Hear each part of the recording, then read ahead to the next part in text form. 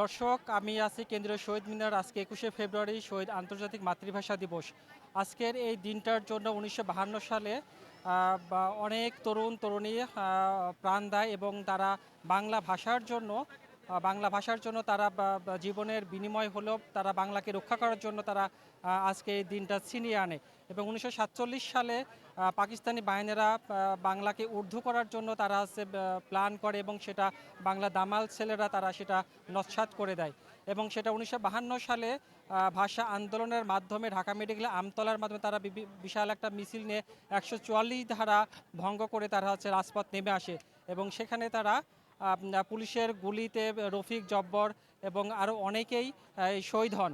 এবং সেই দিনটাকে লক্ষ্য করে আজকে কেন্দ্রীয় শহীদ মিনারে সকাল থেকে এখানে অনেক উৎসুক জনতা, নানা পেশার মানুষ, শ্রেণী মানুষ এখানে উপস্থিত হচ্ছেন। এবং আজকে আমরা তাদের সাথে কথা বলবো যে আজকের এই দিনটা তারা কিভাবে উদযাপন করছে।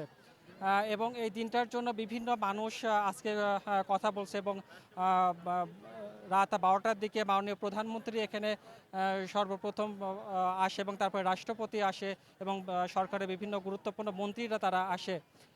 এবং আমরা এখানে কিছু কথা বলবো। আপু, কথা বলা যাবে আপনার সাথে? আচ্ছা, আজকে এই দিনটা ১৯৫২ সালে ভাষা আন্দোলন যেটা হয় সেটা বাংলা ভাষার জন্য বিভিন্ন তরুণরা আজকে এই দিনটা নিয়ে আসে। এবং তারা এই ভাষার জন্য বাংলাদেশে যে বাংলা ভাষা আছে, মায়ের ভাষা আছে, তারা এটাকে রক্ষা করার জন্য প্রাণপণ চেষ্টা করে। এবং আমরা সেটা এবং সকাল থেকে এবং এখন বিকাল অবধি গড়িয়ে গেছে এবং বিভিন্ন উৎসুক জনতা আছে। তারা দেখছি আজকে বাংলা ভাষাকে তারা ১৯৫২ সাল ২১শে ফেব্রুয়ারি তারা পালন করতেছে। এবং বিভিন্ন শ্রেণী পেশাজীবীর মানুষ, ছোট বৃদ্ধ সবাই এখানে আছে, সবাই এরা পালন করতেছে। আচ্ছা, কিছু কথা বলা যাবে আপনার সাথে আজকের দিনটা নিয়ে? যেহেতু আজকে বাংলা ভাষা ২১শে ফেব্রুয়ারি, সেই দিনটাকে আপনারা কিভাবে দেখছেন? ২১শে ফেব্রুয়ারি প্রকৃতপক্ষে তো বাঙালির ঐতিহ্য, অহংকার। কারণ একসময় ভাষার আন্দোলন করে এদেশের মানুষ আত্মাহুতি দিয়েছে এবং সেই আত্মবিসর্জনের মধ্য দিয়ে বাংলা ভাষা অর্জিত হয়েছে। এখন মায়ের ভাষা বাংলা ভাষা আমাদের অহংকার। আমরা বাংলা ভাষায় নিজস্ব ভাষায় কথা বলি। শুধু তাই না, এই দিন আন্তর্জাতিকভাবে স্বীকৃতি পেয়েছে। বাঙালি হিসেবে এই জন্য আমি গর্ববোধ করি। যখন এই দিনটি আসে তখন নতুন করে আবার আমাদের ভিতরে চেতনা জাগে বিগত ইতিহাসের কথা। কাজে আমরা গর্বিত এই দিন নিয়ে। আচ্ছা, আমরা এই বাংলা ভাষাটাকে কতটুকু রক্ষা করতে পারছি যে ১৯৫২ থেকে আজকে ২০২৬ সাল পর্যন্ত সেটা বাঙালি হিসেবে আমরা কতটুকু ধারণ করতে পারছি বাংলা ভাষা? আহ, বাংলা ভাষা প্রকৃতপক্ষে মর্যাদার আসনে আছে। বাঙালির কাছে প্রাণের ভাষা বাংলা। আর তারপরেও আজ বাংলা ভাষার সঠিক চর্চা না থাকার কারণে এবং উপলব্ধি স্বল্পতার কারণে অনেক ক্ষেত্রেই বাংলার অপব্যবহার হচ্ছে এবং অনেক ক্ষেত্রেই আমরা দেখতে পারি যে বিভিন্ন মাধ্যমে দেখা যায় বিকৃতভাবে বাংলা ভাষাকে ব্যবহার করা হচ্ছে। এভাবে যদি চলতে থাকে তাহলে এক সময় দীর্ঘমেয়াদী একটা প্রভাব পড়বে আমাদের ভবিষ্যৎ প্রজন্ম। বাংলার যে প্রকৃত স্বরূপ সেটা হয়তো তারা হারিয়ে ফেলবে। কাজেই বাংলা ভাষার যতটুকু অর্জন আছে এই ক্ষেত্রে আশঙ্কাও আছে।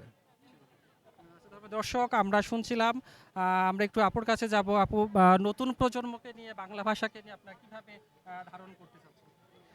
আম আমার মতামত হচ্ছে যে এখন যে প্রজন্ম আছে বেশিরভাগ আমরা লক্ষ্য করতে পারি যে English medium school, English version স্কুলগুলোতে হওয়ার কারণে অনেকেই ধীরে ধীরে মানে ছোট থেকেই যারা ওখানে পড়ালেখা করছে অনেকেই বাংলা ভাষাটা ভুলে যাচ্ছে।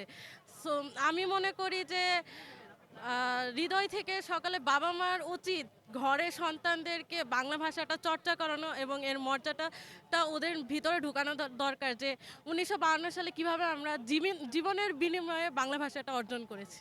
বর্তমানে কি সেটাকে আমরা প্রেক্ষাপটে যে ছোট বাচ্চারা আছে তাদের কি সেটাকে আমরা দেখতে পাই কিনা? আহ, বেশিরভাগ ক্ষেত্রে আমরা লক্ষ্য করতে পারি না যে ছোটরা বাংলাটা ভালোভাবে বলতে পারে। অনেকে হয়তো বা আঞ্চলিক ভাষাটা রপ্ত করতে পেরেছে, বাট যেটা মার্জিত বাংলা সেটা অনেকের মাঝে লক্ষ্য করা যায় না। ধন্যবাদ দর্শক, আমরা শুনছিলাম এখানে বিভিন্ন শ্রেণী পেশার মানুষ আছে, তারা বিভিন্ন রকমভাবে বলতেছে যে বাংলা ভাষাকে ধারণ করতে হলে বা ছোট থেকে শুরু করে বিভিন্ন মানুষ তাদের ভাষাকে শিখতে হবে, ভাষাকে জানতে হবে, বাংলা ভাষাকে নিয়ে কথা বলতে হবে। তুমি কথা বলতে পারবা? আচ্ছা। আচ্ছা, এই ছিল এখনকার মতো। আমি কেন্দ্রীয় শহীদ মিনার থেকে মোহাম্মদ মিঠুন আলী, ঢাকা।